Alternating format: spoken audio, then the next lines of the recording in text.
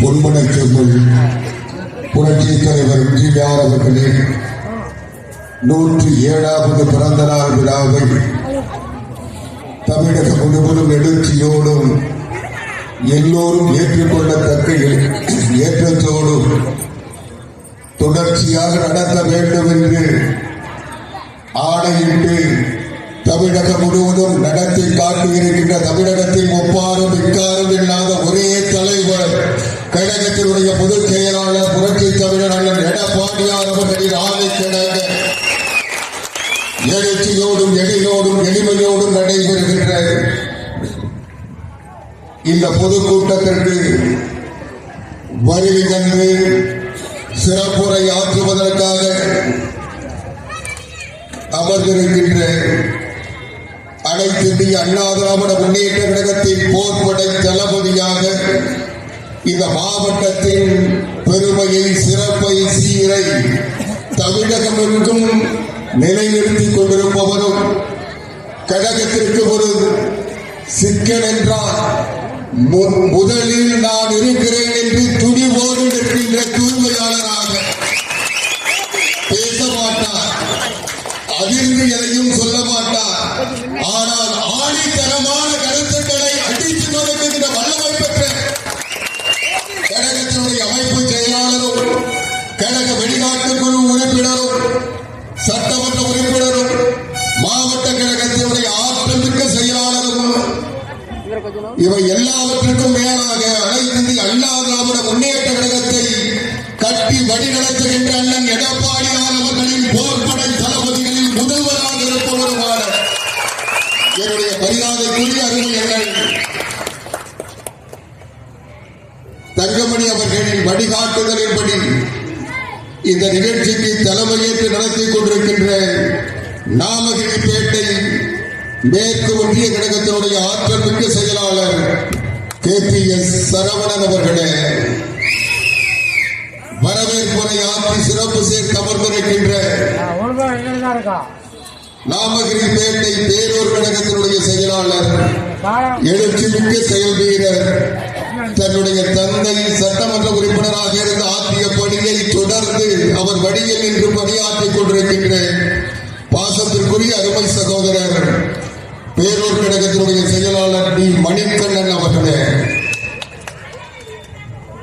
சீராப்பள்ளி பேரூர் கழகத்தினுடைய செயலாளர் எழுச்சிமிக்க செயல் வீரர் செந்தில்குமார் அவர்களே, முன்னிலையேற்றிருக்கின்ற எருமைப்பட்டி மேற்கு ஒன்றிய கழகத்தினுடைய செயலாளர் என் ஜெகதீசன் அவர்களே, சேந்தமங்கலம் ஒன்றிய கழகத்தினுடைய செயலாளர் GP ரமேஷ் அவர்களே, கொல்லிமலை தெற்கு ஒன்றிய கழகத்தினுடைய செயலாளர் S சந்திரன் அவர்களே, கொல்லிமலை வடக்கு ஒன்றிய கழகத்தினுடைய செயலாளர் M ஐயாசாமி அவர்களே, கழகத்தினுடைய பொதுக்குழு உறுப்பினர் P சந்திரன் அவர்களே, பொதுக்குழு உறுப்பினர் LS மணி அவர்களே, எருமைப்பட்டி கிழக்கு ஒன்றிய கழகத்தினுடைய செயலாளர் P ராமமூர்த்தி அவர்களே,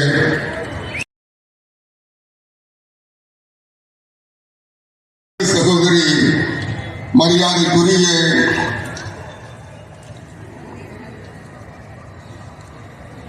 R சாரதா அவர்களே, வருகை தந்திருக்கின்ற KPS சுரேஷ்குமார், நன்றி உரை ஆற்ற இருக்கின்ற பேரூர் கழகத்துடைய துணை செயலாளர் அருமை சகோதரர் V சங்கர் அவர்களே, இங்கே பல்வேறு நிலைகளில் இந்த பேரூர் கழகம் அதனுடைய தொடர்ச்சியாக இங்கே நம்முடைய அருமை சகோதரர் குமரேசன் போன்றவர்கள் இன்றைய பல்வேறு பொறுப்பாளர்கள் இந்த நிகழ்ச்சி சிறப்பாக அமைவதற்கும் நாங்கள் எல்லாம் இங்கே வருகை தருவதற்கு 7வது பிறந்த நாள் புரட்சி தலைவர் எம்ஜிஆர் அவர்கள் மறைந்து 36 ஆண்டுகள் முடிந்திருக்கிறது. 36 ஆண்டுகளுக்கு பிறகு இன்றைக்கு தமிழ்நாடு இந்த நாமகிரிப்பேட்டையிலே ஏற்பட்டிருக்கின்ற எழுச்சி தமிழ்நாடு முழுவதும் ஏற்பட்டிருக்கிறது. எங்கு நோக்கிலும் புரட்சி தலைவர் எம்ஜிஆருடைய திருவுருவப்படம் அலங்கரிக்கப்பட்டு ஒவ்வொருவர் இல்லங்களிலும் உள்ளங்களிலும் புரட்சி தலைவர் எம்ஜிஆர் இன்றைக்கும் தெய்வமாக வாழ்ந்து கொண்டிருக்கிறார். அவர் உருவாக்கிய புரட்சித் தலைவர் எம்ஜிஆரின் வடிவமாக விளங்குகின்ற அனைத்து இந்திய அண்ணா திராவிட முன்னேற்ற கழகம் அதனுடைய ஒப்பாரும் பின்னாரும் இல்லாத ஒரே தலைவர் கழகத்தினுடைய பொதுச் செயலாளர் புரட்சி தமிழர் அண்ணன் எடப்பாடியார் அவர்கள் ஆணைப்படி இன்றைக்கு கழகம் எழுச்சி பெற்றிருக்கிறது. இந்த எழுச்சி கோட்டையிலே கொழுவிருக்கின்ற ஸ்டாலின் குடும்பத்தை விரட்டி அளிக்கின்ற நாளை இன்றைக்கு சபதமாக இருக்கின்ற நாள் தான் இந்த பிறந்த நாள். அனைத்து இந்திய அண்ணா திராவிட முன்னேற்ற கழகம் என்பது ஏதோ சொகுசு மாளிகையில் ஏசி அறையில் போட்டோ ஷூட் நடத்துகின்ற தலைவனால் உருவாக்கப்பட்டதல்ல. 1000 வாட் பல்புகளுக்கு மத்தியில் தன்னுடைய வேலையை ரத்தத்தை விளையாட்டி பெற்ற பணத்தை நாட்டுக்கு வாரி இறைத்து அந்த தலைவர் உருவாக்கிய கட்சி. அந்த கட்சியை அவங்க அப்பா கருணாநிதியாலே ஒன்றும் பண்ண முடியல. புரட்சி தலைவர் எம்ஜிஆர் இருக்கவர்கள் கோட்ட பக்கமே நுழைய முடியல. இன்னைக்கு ஒன்றுக்குமே லாய்க்கில்லாத ஒரு பொம்மை இன்னைக்கு முதலமைச்சராக இருந்து கொண்டு இந்த கட்சியை வீழ்த்தி விடலாம் என்று நினைத்தால் அது நடக்காது என்பதைத்தான் இந்த பிறந்த நாள் இன்றைக்கு அந்த கும்பலுக்கு அந்த குடும்பத்திற்கு எச்சரிக்கையாக இருக்கின்ற வகையில் இன்றைக்கு அண்ணன் கழகத்தினுடைய பொதுச் செயலாளர் புரட்சி தமிழர் எடப்பாடியார் அவர்கள் ஆணைப்படி தமிழகம் முழுவதும் இந்த குரல் ஒலித்துக் கொண்டிருக்கிறது. இங்கே பேசுகின்ற பொழுது என்னுடைய மரியாதைக்குரிய அறிவுரைகள் பூவை பெரியன் அவர்கள் குறிப்பிட்டார். புரட்சி தலைவர் எம்ஜிஆருடைய பிறப்பிலிருந்து அவருடைய சிறப்பிலிருந்து அத்தனையும் சொன்னார். நான் சுருக்கமாக ஒன்றை சொல்ல விரும்புகிறேன். புரட்சி தலைவர் எம்ஜிஆர் யார் என்று நான் சொல்லி நீங்கள் தெரிந்து கொள்ள வேண்டியதில்லை, நீங்கள் சொல்லி நானும் தெரிந்து கொள்ள வேண்டியதில்லை. இன்றைக்கு ஒரு சிறு குழந்தையை அழைத்து கேட்டால் புரட்சி தலைவர் எம்ஜிஆரை பார்த்து அவருடைய படத்தை பார்த்து சொல்லுகின்ற நிலை இன்றைக்கு இருக்கிறது. புரட்சி தலைவர் எம்ஜிஆர் மறைந்து 36 ஆண்டுகளுக்கு பிறகும் அவர் பெயரை சொல்லி வாக்குகளை பெறுகின்ற நிலை இருக்கிறது. ஆனால் இன்றைக்கு கருணாநிதி பேரை அவன் அப்பா புள்ளையே சொல்றதுல பேரனே சொல்றது. இன்னைக்கு பாருங்க, திமுக போட்டிருக்க சுவரொட்டியில அப்பம் ஒரு பக்கம் கையை காட்டான், பையன் ஒரு பக்கம் கையை காட்டான். அண்ணா படமோ கருணாநிதி படமோ எங்கேயாவது இருக்கா பாத்துருக்கீங்களா? இந்த ஊர்ல கூட வருஷத்துல பார்த்தேன் நிறைய பேனர். இந்த பக்கம் அப்பம் கையை காட்டான், இந்த பக்கம் பையன் கையை காட்டான். எங்கடா கருணாநிதி மறைஞ்சி ஒரு 3-4 வருஷம், ஒரு 5-6 வருஷம், 4 வருஷம் ஆகுதுன்னு நினைக்கிறேன். இந்த 4 வருஷத்துக்குள்ளே அவனுங்களே அவன் படத்தை மறந்துட்டாங்க. ஆனால் புரட்சி தலைவர் எம்ஜிஆர் இந்த கட்சியுடைய தொண்டர்கள் இன்றைக்கும் புரட்சி தலைவர் எம்ஜிஆரை தெய்வமாக வழிபடுகிறோம். அவர் வழியிலே இன்றைக்கு நாங்கள் இருக்கிறோம் என்பது கூட சிறப்பில்லை, மக்கள் இருக்கிறார்கள். என்ன காரணம்? புரட்சி தலைவர் எம்ஜிஆர் இந்த நாட்டில் வாரி கொடுத்தவர். புரட்சி தலைவர் எம்ஜிஆர் இந்த நாட்டில் எல்லோரையும் வாழ வைத்தவர். தான் உழைத்து சேர்த்த பணத்தை, உழைப்பாக கிடைத்த பணத்தை தன்னுடைய குடும்பத்திற்கு கருணாநிதியை போல் கொண்டு சேர்க்கவில்லை. இந்த நாட்டில் இருக்கின்ற ஏழை எளியவர்கள் பஞ்சை பராளிகளுக்கு வாரி வாரி கொடுத்து அவர்கள் வாழ்க்கையை உயர்த்தினார். அதனால் அவர் வாழ்கிறார். நான் இன்னும் சொல்ல விரும்புகிறேன், புரட்சி தலைவர் எம்ஜிஆர் இல்லை என்றால் இன்றைக்கு மு.க. ஸ்டாலின் இல்லை, உதயநிதி இல்லை, ஏன் அவன் அப்பன் கருணாநிதியே இல்லை. உங்களுக்கு நினைவிருக்கும் மரியாதைக்குரிய அருமை எண்ணின் கழகத்தினுடைய அமைப்பு செயலாளர், மாவட்ட கழக செயலாளர், சட்டமன்ற உறுப்பினர் அண்ணன் தங்கமணி அவர்கள் இருக்கிறார்கள். நீண்ட நேரம் நான் பேசக்கூடாதுதான், இருந்தாலும் ஒரே ஒரு செய்திகளை நான் சொல்லியாக வேண்டும் என்பதால் அவர் மன்னிப்பார் என்ற நம்பிக்கையை சொல்லிக்கொள்ளும். இன்றைக்கு கருணாநிதி குடும்பம் கருணாநிதியை உயிரோடு இருப்பதற்கு காரணம் புரட்சி தலைவர் எம்ஜிஆர். எல்லோரும் நினைத்துக் கொண்டிருக்கிறோம். புரட்சி தலைவர் எம்ஜிஆரை முதலமைச்சர் ஆக்கியது, கருணாநிதியை முதலமைச்சராக்கியது புரட்சி தலைவர் எம்ஜிஆர் என்று மட்டும்தான் நாம் பேசிக் கொண்டிருக்கிறோம். ஆனால் கருணாநிதி உயிரோடு இருப்பதற்கு காரணமே புரட்சி தலைவர் எம்ஜிஆர். எப்படி என்று கேட்கிறீர்களா? நினைத்து பாருங்கள். கருணாநிதி போக்குவரத்து பொதுப்பணித்துறை அமைச்சர், ஆனால் அவருடைய மேகலா பிக்சர்ஸ் கடனில் மூழ்குகிறது. அந்த மேகலா பிக்சர்ஸுடைய உரிமையாளர்கள் கருணாநிதியுடைய மனைவியும் முரசொலி மாறன் அந்த வீட்டை தட்டுப்பாடு செய்ய வேண்டும் என்று கடன் கொடுத்தவர்கள் நடவடிக்கை எடுக்கிறார்கள். இந்த மார்வாடிகள் முயற்சி செய்கிறார்கள். அதற்கு தேவையான நடவடிக்கை எடுக்கப்பட்டு அந்த வீடு கடனை திருப்பி தர முடியாது என்பதால் ஜப்தி என்ற நிலை வருகிறது. அப்பொழுது முரசொலி மாறன் தயாரமாகவும் புரட்சி தலைவர் விஜயாவை வந்து பார்க்கிறார். அவர் என்ன என்று கேட்கிறார். எங்களுடைய வீடு ஒரே ஒரு சொத்து, அந்த கோபாலபுரத்தில் இருக்கின்ற வீடு இன்றைக்கு இருப்பது போல அந்த வீதியிலே எல்லா வீடுகளும் இன்றைக்கு இருக்கின்றன. ஆனால் அன்றைக்கு அந்த ஒரு வீடு தான் ஐயரிடத்தில் இருந்த வாங்கி அந்த ஒரு வீடு இருந்தது. இந்த வீடு மூழ்க போகிறது. அதைவிட எங்களை அசிங்கப்படுத்துகிறார்கள். இந்த வீடு ஜப்தி செய்யப்பட்டால், இந்த வீட்டிலிருந்து நாங்கள் வெளியேற்றப்பட்டால் அவமானம். இந்த நிலையில் நான் வாழ்வதை விட சாகப் போகிறேன் என்று கருணாநிதி சொல்கிறார் என்று முரசொலி மாறனும் தயாரபாவும் புரட்சி தலைவர் விஜயாரத்தில் சொல்கிறார். புரட்சி தலைவர் விஜயா சொன்னார், அப்படியா நான் பார்த்துக் கொள்கிறேன், நான் பேசிக் கொள்கிறேன் என்று சொல்லிவிட்டு முரசொலி மாறனை அழைத்து மேகலா பிக்சர்ஸ் சார்பில் ஒரு படம் எடுங்கள், அந்த படம் எங்கள் தங்கம் என்ற படத்தை எடுக்க சொல்கிறார். அப்பொழுது கருணாநிதி சொல்கிறார், எனக்கு நீங்கள் ஒரு காசு தர வேண்டாம், நான் அந்த படத்தை எடுத்து தருகிறேன் என்று சொல்கிறார். அப்பொழுது கருணாநிதி சொல்கிறார், முரசொலி மாறன் கருணாநிதியும் புரட்சி தலைவர் இந்தியா கையை பிடித்துக் கொண்டு சொல்கிறார்கள், நீங்கள் நடித்து விடுவீர்கள், ஆனால் நடிகைக்கு பணம் தர வேண்டுமே, அதற்கு கூட எங்களிடம் வகையிலேயே என்ன செய்வது என்று கேட்ட பொழுது புரட்சி தலைவர் இந்தியா சொன்னார், அந்த கவலையும் உங்களுக்கு வேண்டாம், நான் அம்முவிடம் சொல்கிறேன், அவரை அதில் கதாநாயகர்கள் நடிக்க வைக்கிறேன் என்று ஒரு பைசா வாங்காமல் புரட்சி தலைவர் இந்தியா புரட்சி தலைவி அம்மா இருவரும் சேர்ந்து நடித்து தந்தார்கள். அந்த படம் தான் எங்கள் தங்கம். அந்த எங்கள் தங்கம் படம் வெற்றி பெற்றது. அதை உடனடியாக விநியோகஸ்தர்களை அழைத்து அந்த படத்தை விற்பனை செய்து அதில் கிடைத்த படத்திலிருந்த கடனை மீட்டு வீதி பணத்தை கொண்டு வந்து எங்கள் தங்கம் வெற்றி விழாவிலே பேசுகிறார். அந்த படத்தை புரட்சி தலைவர் விஜயாரத்தில் கொடுத்த போது அவர் வேண்டாம், நீங்களே வைத்துக் கொள்ளுங்கள் என்று சொன்ன போது சொன்னார், கருணாநிதி சொன்னார், புரட்சி தலைவர் இந்தியா பரங்கிமலை தொகுதி ராமாபுரத்தில் குடியிருக்கிறார். இந்த மாவட்டம் செங்கற்பட்டு மாவட்டம். இந்த செங்கற்பட்டு மாவட்டத்தை சென்னை மாவட்டம் என்று அழைக்கிறோம். எல்லோரும் நினைத்துக் கொண்டிருக்கிறான் செங்கற்பட்டு என்பது சுருக்கம் செங்கை என்று. ஆனால் கொடுத்து கொடுத்து சிவந்த கரத்தை உடைய எம்ஜிஆர் வாழ்வதால் இந்த மாவட்டத்திற்கு செங்கை என்று பெயர் பெற்றது சொன்னவர் கருணாநிதி. அந்த படத்திலே ஒரு பாடல் வரும், நான் அழகோடு ரசிப்பவன் என்று வாலி ஒரு பாட்டை எழுதியிருப்பார். அந்த பாடலை பற்றி சொல்லுகின்ற பொழுது வாலி சொன்னார்,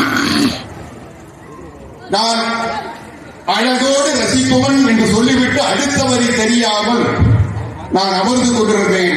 அப்பொழுது கருணாநிதி வந்தார். என்ன வாலி அமைதியாக இருக்கிறீர்கள், படம் தயாராகிவிட்டது, பாட்டியும் தயாராகவில்லை என்று கேட்டார். நான் முதல் வரியை போட்டுவிட்டேன், அடுத்த வரியை சரியாக பிடிபடவில்லை என்று சொல்கிறார். அப்பொழுது கருணாநிதி என்ன வரி என்று கேட்கிறார், நான் அழகோடு ரசிப்பவன் என்று சொல்கிறார். அடுத்து கருணாநிதி சொன்ன வார்த்தை என்று வாலி சொன்னது அளவின்றி கொடுப்பவன். நான் அழகோடு ரசிப்பவன் என்பது வாலி எழுதினார், அளவின்றி கொடுப்பவன் என்று கருணாநிதி சொன்னார். புரட்சி தலைவர் விஜயாவை பார்த்து அதுதான் இன்றைக்கு அந்த படத்தில் எங்கள் தங்கம் படத்தில் இருக்கிற பாடம். ஆக அளவின்றி கொடுத்து தற்கொலையில் இருந்தவர் குடும்பத்தை காப்பாற்றி விட்டார். இன்றைக்கு அதனுடைய விளைவுகளை நாம் அனுபவித்துக் கொண்டிருக்கிறோம். இன்றைக்கு ஆட்சியை அபகரித்துக் கொண்டு இந்த நாட்டில் குடும்பத்தை வைத்துக் கொண்டு அவர்கள் குடும்பத்தின் ஆதிக்கத்தில் இன்றைக்கு தமிழ்நாட்டை வைத்துக் கொண்டிருக்கிறார். இது எங்கு பார்த்தாலும் இன்றைக்கு சுவரொட்டி கருணாநிதி படம், அவருடைய பையன் படம். என்ன ஜனநாயகம்? அவர்கள் பற்றி அவர்கள் வந்து அனைத்து இந்திய அண்ணா திராவிட முன்னேற்ற கழகத்தை பற்றி பேசுவதற்கு என்ன யோகியதை இருக்கிறது? பேசுகின்ற பொழுது அருள் சகோதரர் பூவை தெரிய சொன்னார், இந்த நாடு அனைத்து இந்திய அண்ணா திராவிட முன்னேற்ற கழகம் உருவாக்கி 52 ஆண்டுகள். இந்த 52 ஆண்டுகளில் 32 ஆண்டுகள் ஆண்டது அனைத்து இந்திய அண்ணா திராவிட முன்னேற்ற கழகம். திமுக ஆரம்பிக்கப்பட்டு 75 ஆண்டுகள் ஆகின்றன. 75 ஆண்டுகளில் 21 ஆண்டுகள் தான் திமுக ஆண்டிருக்கிறது என்பதை இப்ப சொல்றான். தமிழ்நாட்டில் ஏற்பட்ட வளர்ச்சியுள்ள திராவிட மாடல். உனக்கு என்ன சம்பந்தம்? உங்க அப்பனுக்கு என்ன சம்பந்தம்? இன்றைக்கு அண்ணன் எடப்பாடியார் அவர்கள் 4 ஆண்டுகளில் தமிழகத்தில் ஏற்படுத்திய எழுச்சி, தமிழகத்தில் ஏற்படுத்திய மாற்றம், கொண்டு வந்த திட்டம், கொண்டு வந்த செயல், அதுக்கெல்லாம் ஸ்டிக்கர் ஓட்டிட்டு திராவிட மாடல். இன்னைக்கு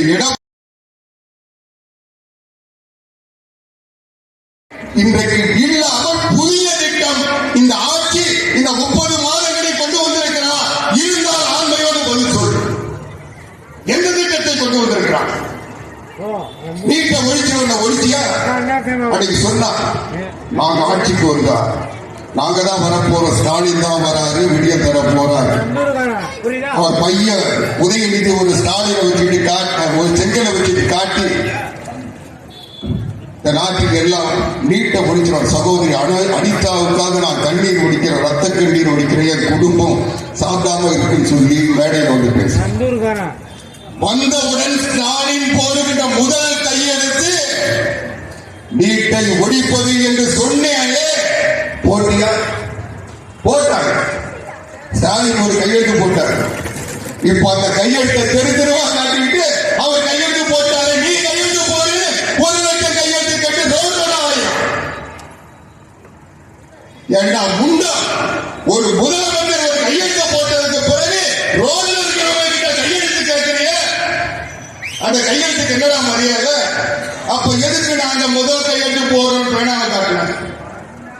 உன் கையெழுத்துக்கு மரியாதை இல்ல, கௌரவம் இல்ல, தகுதி இல்ல, தேவை இல்ல. ஒரு கையெழுத்தை போட்டு இந்த நாட்டில் இருக்கின்ற மக்கள் கையெழுத்து போட்டால்தான் ஜனாதிபதி அவரை பரிசீலிப்பார் என்றால் முதலமைச்சருக்கு என்ன மரியாதை? அவர் கையெழுத்துக்கு என்ன யோகியது?